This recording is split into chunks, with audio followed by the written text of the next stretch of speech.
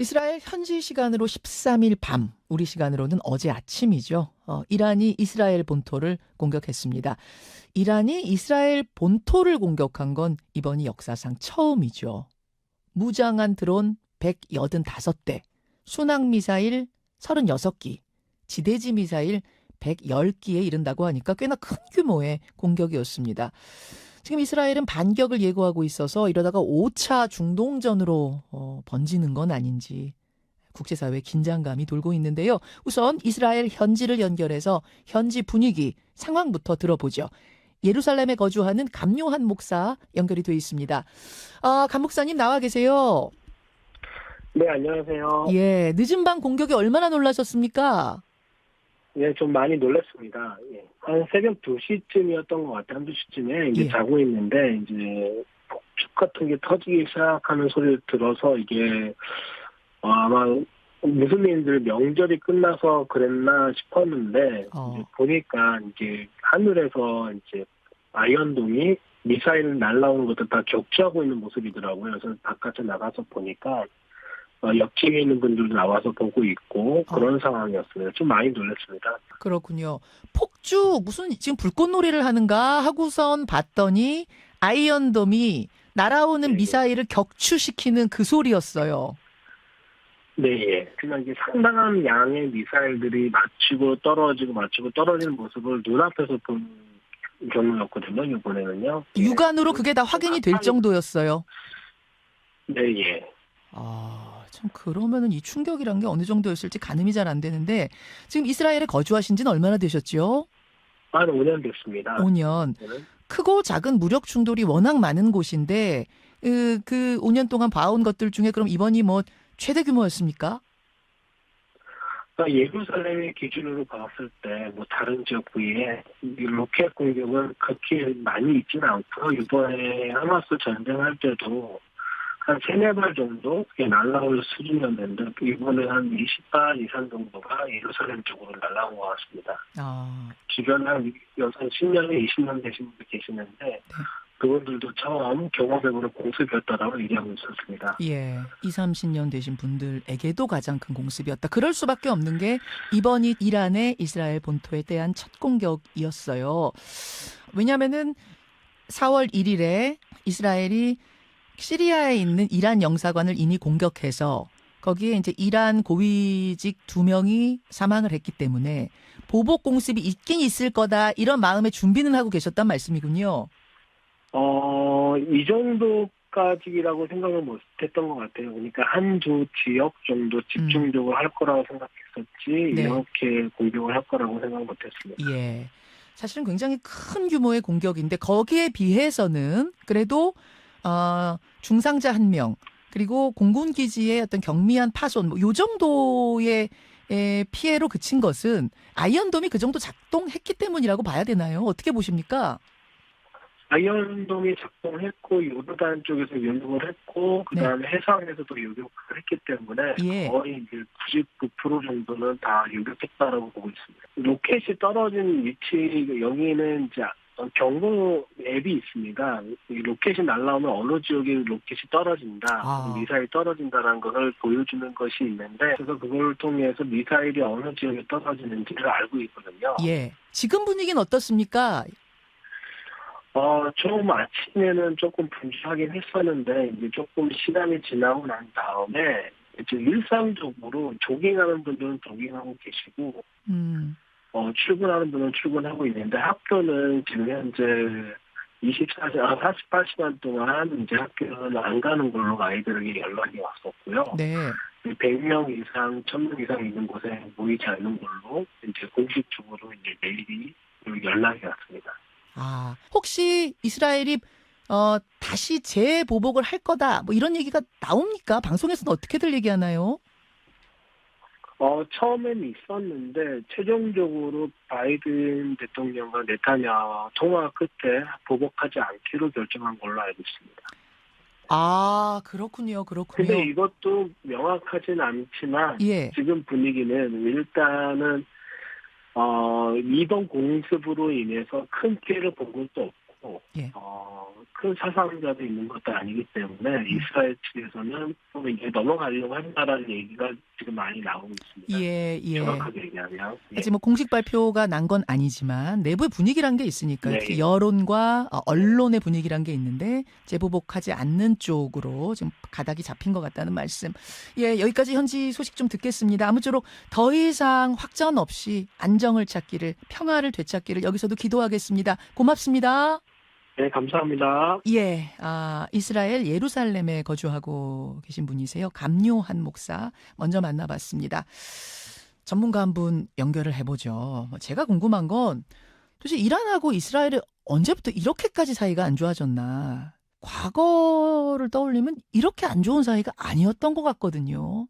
자, 연결합니다. 아산정책연구원 장지향 중동연구센터장님 연결이 되어 있습니다. 센터장님 나와 계세요. 네, 안녕하세요. 예, 앞에 교민 말씀으로는 네네. 우리 체감상 역대 최고의, 그러니까 최대의 공습이었다 이렇게 말씀하시는데 객관적으로는 어떻습니까?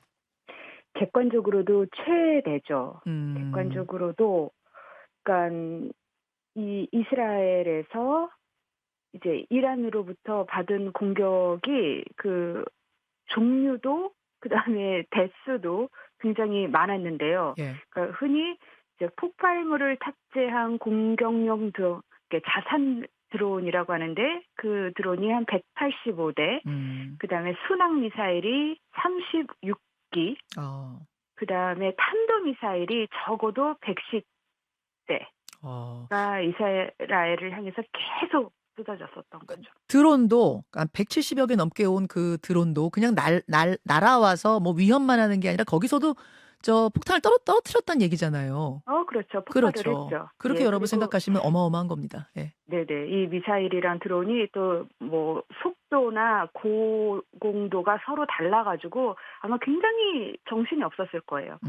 그런데 그런 대규모 공격에 비해서 피해는 중상 1명, 그리고 공군기지의 경미한 피해 정도라고 하더라고요. 이거는 아이언돔 덕분이라고 봐야 되는 건가요? 어떻습니까?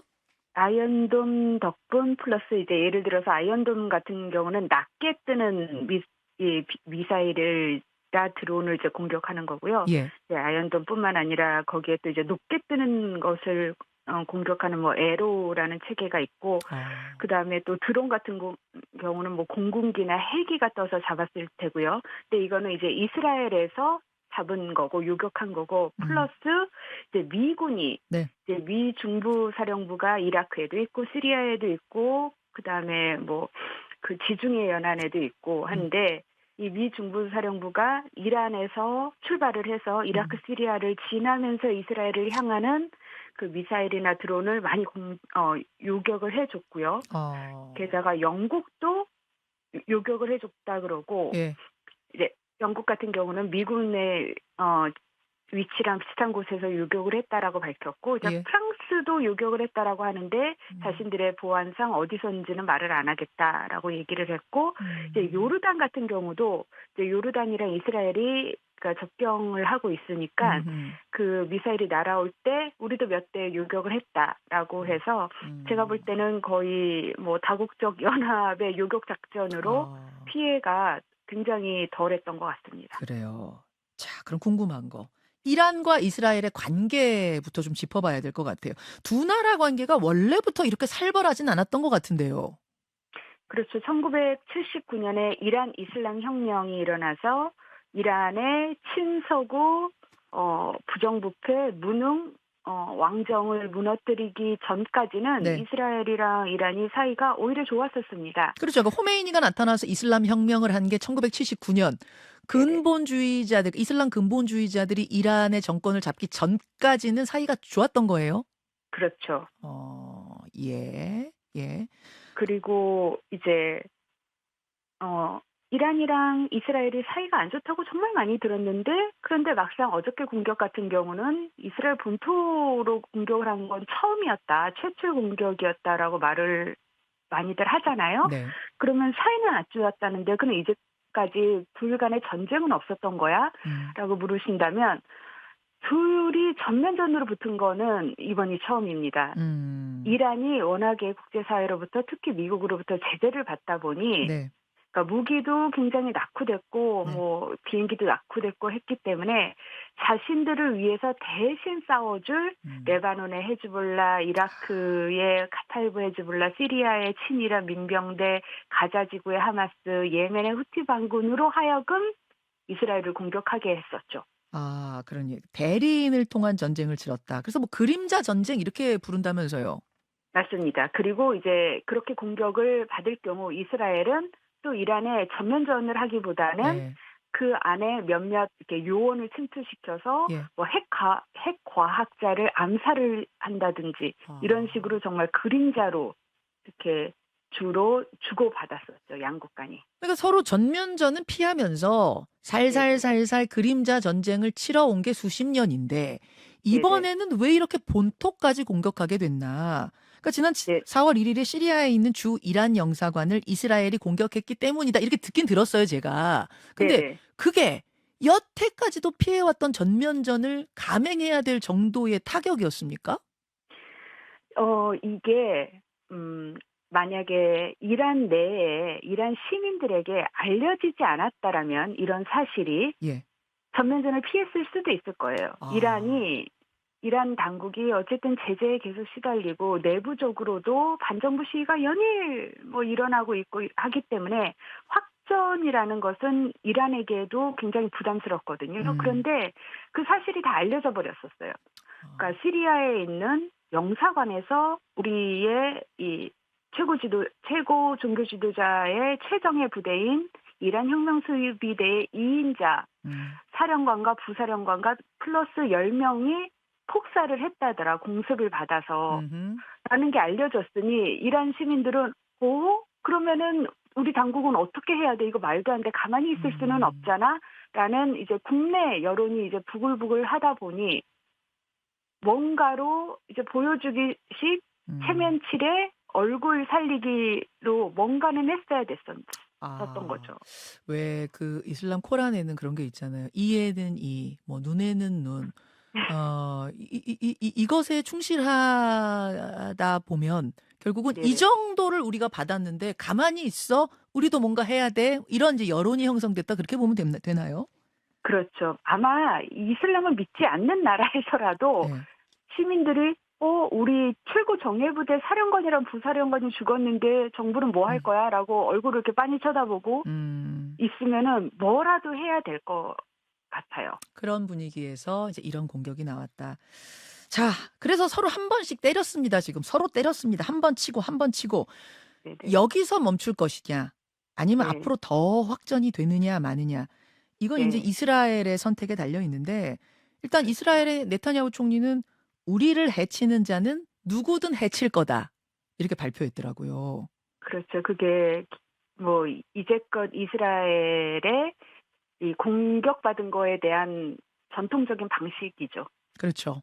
예, 이스라엘도 마찬가지예요. 뭐 눈에는 눈, 이에는 이처럼 우리가 공격받으면 우리도 보복한다. 이런 논리를 가지고 계속 대응해 왔던 건데 근데 지금 네네. 미국은 강하게 말리는 분위기 맞죠? 아주 강하게 말리고 있습니다. 미국이 지금 이렇게까지 또 강하게 말리는 건 왜 그렇습니까? 그냥 기본적으로 영내가 불안정해지면 안 되는 거죠. 그러니까 이번에 이란의 이스라엘을 향한 공격도 미국이 이제 물밑으로 이란이랑 조율을 많이 했거든요. 그러니까 이번 공격이 발단이 되었던 4월 1일 그 시리아에 있는 이란 영사관 공격에서 저는 이게 정말 국제법적으로 어쨌든 엄연하게 이스라엘이 이게 너무 나아간 건데 국제법을 어긴 건데 예. 이란이 어떻게 할까라고 제가 되게 조마조마 봤는데 한 이틀 뭐 사흘이 지나도 바로 공격을 안 하길래 조율 작업에 들어갔구나라는 생각이 들었었어요. 그리고 그 작업에는 미국이 굉장히 많이 애를 썼습니다. 그래서 사실 이번에 요격을 이렇게 다 할 수 있었던 이유가 예. 당연히 뭐 이스라엘, 그다음에 미국, 영국, 프랑스, 요르단까지 도와줬던 거 플러스 예. 언제 어디서 날라올지를 미국 측이 대충 알고 있었어요. 이 잠깐만요. 전 이거는 처음 네네. 듣는 얘기니. 아 그래요? 그러니까 네네. 이란이 큰 공격을 받았기 때문에 네네. 이제 두 명의 고위직이 사망하는 공격을 받았 가만히 있지 않을 거라는 건 명확했고 네네. 그거를 인제 미국이 어떻게든 좀 어떻게든 조율해 보려고 물밑에서 조율을 하다가 네네. 어 '아예 없던 일로 만들 수는 없다.' 인제 이란이 이렇게 나온 거고 그렇죠. 공격을 하긴 할 건데 그러면 그걸 이스라엘에게 알려줘 가지고 최대한 피해를 최소화하려고 물밑 작업을 했다 이 말씀이세요? 그렇죠. 그러니까 아. 일하는 면을 살리고 그래서 또 출구 전략에 성공을 하도록 어쨌든 때리고 나갈 수 있도록. 그래서 아. 미국도 이란도 계속 서로 수위 조절을 하고 정보 교환을 해 왔었고요. 그리고 이게 뭐 종종 있는 일입니다. 그러니까 중동이 그렇군요. 화약고라고 하지만 아직까지 우리가 5차 중동 전쟁을 음. 겪지 않았던 여러 이유 중에 하나가 네. 계속 서로 백채널로 이 확전을 안 되게끔 음. 수위 조절을 하고 있거든요. 아 저도 이번에 이제 보면서 참 네네. 불행 중 다행이다라고 생각했던 건 뭐냐면 이렇게 대규모 공습을 했는데 그 네. 위치가 민간인들이 많이 모여 있는 곳은 아니더라고요. 그렇죠. 사막의 공군기지. 그래서 이란이 그렇죠. 나름대로 그래도 좀 피해서 공격했구나 이런 느낌 받았는데 그게 맞는 거네요. 맞습니다. 음. 그래 그렇다면 네네. 그렇다면 이제 5차 중동 전쟁의 가능성 가장 지금 궁금들해 하고 걱정들해 하는 그 가능성을 장 센터장님은 얼마나 보십니까? 저는 25% 20% 아래로 보거든요. 아. 그러니까 5차 전쟁이 일어난다면 이스라엘이 또 하루 이틀 내로 이란 본토를 공격을 하면은 그건 정말 음. 어떻게 아무리 무슨 백채널이고 조율이고 뭐 나온다 하더라도 어려울 텐데 그쵸. 그럴 가능성은 저는 좀 많이 낮아 보이고요. 음. 20% 정도로 낮아 보이고요. 대신 이제 이스라엘도 어쨌든 이제 시민들이 그러니까 국내 청중을 의식하지 않을 수 없거든요. 네. 그래서 어 이란의 본토가 아닌 지금 이스라엘을 계속 괴롭혀 온 이란의 대리 조직들 아까 음. 말씀드렸던 뭐 헤즈볼라, 카타이브 헤즈볼라, 후티 반군 그다음에 지금도 전쟁이 계속되고 있는 그 하마스를 음. 상대로 공격은 할 겁니다. 음. 그러면 이게 지금 현재 가자에서 진행되고 있는 이스라엘 하마스 전쟁인지 네. 아니면 정말 이란의 이 공격에 대한 또 보복인지는 음. 이 선이 불분명해지는 거죠. 음. 그러면서 이 5차 전쟁까지 가는 그런 확전의 우려는 좀 떨어질 것 같습니다. 예. 듣던 중 다행입니다. 한 네. 25% 아래로 본다. 5차 전 네네. 중동 5차 전쟁이 시작된다 그러면 이거는 어마어마한 일이기 때문에 거기까지는 서로 어마어마하죠. 피하려고 할 거다. 뭐 이렇게 보신다는 것 같아요. 네네. 서로 피하고 서로 여력도 안 됩니다. 음. 그 지도자나 지배층이 지금 양 나라 모두 맞아요. 굉장히 인기가 없기 때문에 맞아요. 예. 예 양쪽 나라 다 인기 없어요. 이란도 그렇고 이스라엘도 그렇고. 그러면요 맞습니다. 센터장님 5차 중동전으로까지 확전할 가능성은 없더라도 네네. 당장 호르무즈 해협 거기가 봉쇄될 가능성은 어떻게 보세요? 여기 봉쇄되면은 그때부터는 우리도 굉장히 복잡하잖아요. 여기로 유조선들 다 물론입니다. 다녀야 되는데. 물론입니다. 뭐 호르무즈 해협이 봉쇄될 가능성 역시 미국이 정말 보고 싶어 하지 않는 시나리오이기 때문에 네. 그럴 가능성이 있을 경우 영국이랑 미국이 함께 해왔었던 것처럼 예멘 후티 반군을 또 뭐 타격하거나 그렇게 나설 텐데 음. 그래도 5차 중동 전쟁으로 확전될 가능성보다는 높아 보입니다. 한 음. 35%는 될 것 같은데요. 예예. 만약에 호르무즈 해협이 봉쇄가 된다면 이제 우리 같은 경우는 정말 수출에 전적으로 음. 의존하는 경제 구조를 갖고 있기 때문에 경제적으로도 우리 굉장히 보지 않았으면 할 사태이고요. 음. 더불어 이제 이제껏은 영국이랑 미국이 이제 후티 반군을 타격을 해왔는데 네. 이제 봉쇄까지 되면서 더 이제 규모가 커진다면 음. 우리에게도 이제 자유롭고 안전한 홍해를 지키기 위한 국제연대에 참여해라. 아. 군사적으로도 그런 압력도 꽤나 높아질 것 같습니다. 그러니까 유조선 다니는 그 문제가 경제적인 타격 넘어서 우리 네네. 너희도 참전해야지라는 이런 군사적인 부담까지 안게 될 수 있어서 이래저래 호르무즈 해협 봉쇄까지는 좀 안 갔으면 좋겠는데 네네. 가능성을 맞습니다. 한 35% 정도 보신다는 네네. 말씀. 알겠습니다. 그나저나 지금 가자 전쟁은 어떻게 지금 진행되고 있는 건가요? 가자 전쟁은 지금 협상 인질과 이 수감자의 맞교환 협상이 한 달여째 좀 교착 상태에 빠져 있는데요. 음. 그래서 지금 너무나 교착 상태에 빠져 있고 그다음에 가자 지구 내에 인도주의 참사가 정말 악화 일로이기 때문에 예. 미국이 또 인기 없는 네타냐후 총리를 굉장히 뭐 높은 수위로 압박을 하고 있는 상태입니다. 음. 그 인도주의 단체에서 구호품들 막 맞습니다. 이런 거를 전달하는 통로까지 다 이스라엘이 막아버리면서 그 굶주린 아이들하고 부상당한 사람들이 약을 받지 못해서 죽어가는 모습들을 제가 사진으로 보면서 너무 마음이 안타깝더라고요. 그렇죠. 이게 언제쯤 이게 결론이 날까요? 가자 전쟁. 지금 이제 미국도 뭐 머리를 쓰다 최근에 정말 또 높은 수위의 처방전으로 내놓은 것이 네. 이스라엘더러 빨리 조기 총선을 치러라. 네타냐후는 아무래도 전쟁을 책임질 만한 리더는 아닌 것 같다라고 공공연히 대통령, 국무장관, 그다음에 뭐 민주당 원내대표까지 얘기를 하고 있거든요. 그래요. 이제 그거에 대해서 네타냐후는 이제 뭐 내정 간섭이다라고 크게 반발을 하고 있는데 음.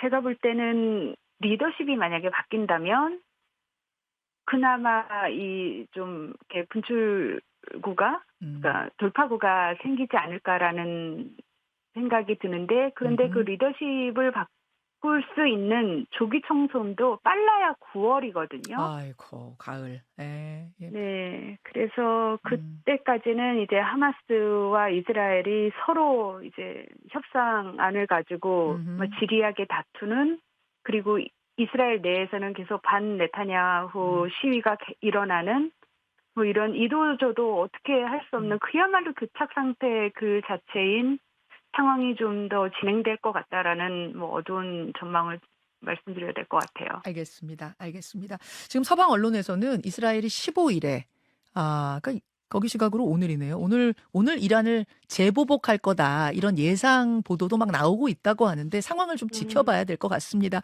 여기까지 네네. 말씀 듣죠. 센터장님 고맙습니다. 네, 감사합니다. 아산정책연구원의 장지향 중동연구센터장이었습니다.